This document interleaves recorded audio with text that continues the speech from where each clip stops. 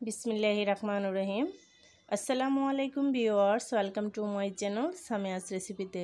আশা করি সবাই ভালো আছেন। দূরে এবং কাছে যে যেখান থেকে ভিডিওটা দেখছেন সবাইকে জানাই আন্তরিক অভিনন্দন ও ভালোবাসা।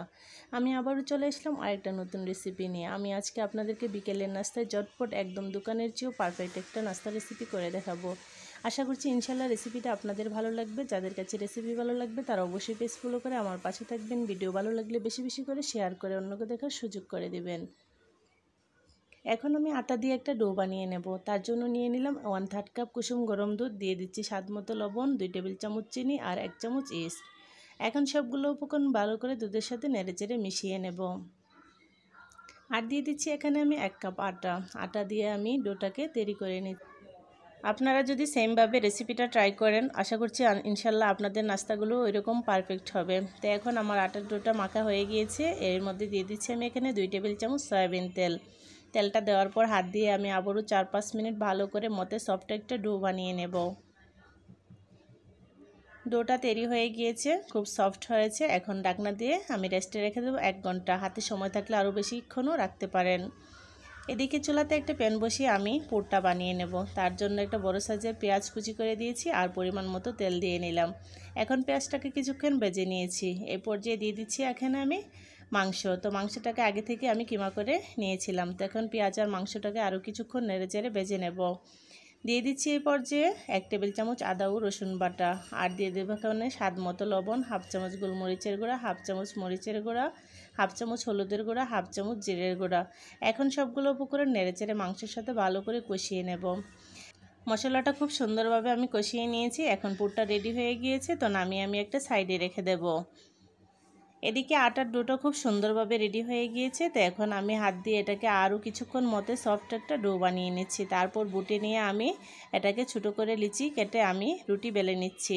তো আপনারা সেম রেসিপিতে এটা ট্রাই করতে পারেন। রেসিপি ভালো লাগলে অবশ্যই লাইক কমেন্ট করতে ভুলবেন না। তো আজকে আমি কীভাবে এই রেসিপিটা তৈরি করে নিচ্ছি আশা করছি ইনশাল্লাহ আপনারা দেখেই বুঝতে পাচ্ছেন। এখন হাত দিয়ে ভালো করে আমি মথে নিচ্ছি। এখন এখান থেকে অল্প একটু লিচি নিয়ে আমি একটা রুটি বেলে নেব। তার জন্য বুটে সামান্য ময়দা ছিটিয়ে দিয়েছি। এখন আমি একটা পাতলা করে রুটি বেলে নিচ্ছি। এই নাস্তাটা বানানোর জন্য রুটিটা খুব বেশি বাড়ি করে বেলার দরকার নেই। তো রুটিটা বেলা হয়ে গিয়েছে। তো এখন আমি একটা সাইডে এই চিকেনের পুরটা দিয়ে দিচ্ছি।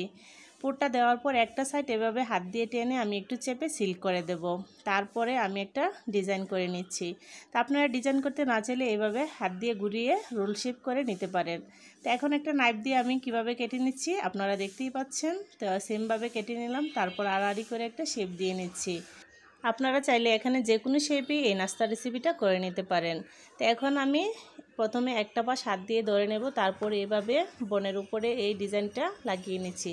আর বাড়তি অংশটুকু আমি ওই পাশে হাত দিয়ে চেপে লাগিয়ে নেব। তো এটা বলে বোঝানোর কিছুই নেই, আপনারা দেখিয়ে বুঝতে পারছেন আমি কিভাবে বানিয়ে নিয়েছি। এখন একটা চিকেন বান বানানো হয়ে গিয়েছে। তো একইভাবে সবগুলা চিকেন বান বানিয়ে নেব। তারপর একটা স্টিলের প্লেটে সামান্য তেল ব্রাশ করে এর মধ্যে সবগুলা বান নিয়ে নিলাম। এখন এর মধ্যে ডিমের কুসুম ব্রাশ করে নিচ্ছি। তো এর উপরে খুব সুন্দর কালার আসার জন্য ডিমের কুসুমটা ব্রাশ করে নেবেন। তারপর আমি এর মধ্যে ছিটিয়ে দেবো সামান্য সাদা তিল। তিল ছিটানোর পর আমি এই ব্রেডগুলো 10 মিনিট রেস্টে রেখে দেব। এদিকে চুলাতে একটা প্যান বসিয়ে আমি আগে থেকেই 5 মিনিট এটাকে প্রিহিট করে নিয়েছি। তো পাতিলের নিচে একটা সাদা কাগজ দিয়ে নিলাম, তার ফলে বানের উপরে খুব সুন্দর একটা কালার আসবে। এখন আমি এর উপরে প্লেটটা বসিয়ে দেব। তারপর ঢাকনা দিয়ে রেখে আমি 25 মিনিট কুক করে নেব। প্রথম অবস্থায় চুলার আঁচটা আমি মিডিয়াম হিটে 5 মিনিট কুক করে নেব। তারপর একদম মিডিয়াম টু লো হিটের মাঝামাঝি রেখে আমি 20 মিনিট কুক করে নেব। এখন ঢাকনা খুলে দেখিয়ে দিচ্ছি মাশাআল্লাহ কত সুন্দরভাবে আমার এই বানগুলা রেডি হয়ে গিয়েছে। তো এখন আমি নামিয়ে ঠান্ডা করে আপনাদের পরিবেশন করে দেখাচ্ছি। তো আপনারা অবশ্যই আমার চ্যানেলে এরকম নিত্য নতুন সহজ এবং মজাদার রেসিপি পেতে প্লিজ আমার চ্যানেলটাকে সাবস্ক্রাইব করে আমার পাশে থাকবেন আর নোটিফিকেশন বেলটা অন করে রাখবেন। যখনই আমি নতুন কোনো ভিডিও আপলোড করব সাথে সাথে আপনাদের কাছে পৌঁছে যাবে। আশা করছি আবার দেখা হবে অন্য কোনো রেসিপিতে।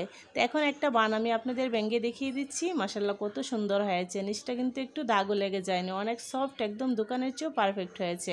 তাই আশা করছি আবার দেখা হবে নতুন রেসিপিতে। সে পর্যন্ত সবাই ভালো থাকবেন। আল্লাহ হাফেজ।